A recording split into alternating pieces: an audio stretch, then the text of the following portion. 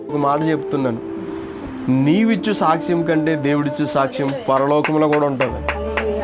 నీకు నాకు ఎలాంటి సాక్ష్యం కావాలో తెలుసా? దేవుడిచ్చు సాక్ష్యం కావాలి.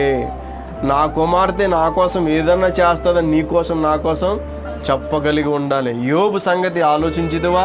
అతడు యథార్థవంతుడు, న్యాయవంతుడై ఉండి చెడుతమను విసర్జించినటువంటి వాడు ఊజి దేశమందు ఇలాంటి వాడు లేడు అని ఎవరు చెప్తున్నారు?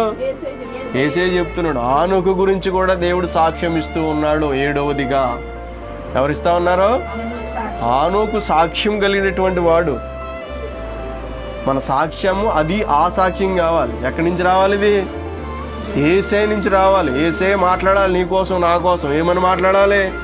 భక్తి విషయంలో ఈమెకు మించింది లేదురా బాబు. ఈవిడ ఉంటున్నాడు వాడి ఇంటిలో, ఈవిడికిలా ప్రార్థన చేసేవారు లేనే లేరు, ఈవిడికిలా వాక్యం చదివేవారు నాకు ఎక్కడా కనిపించ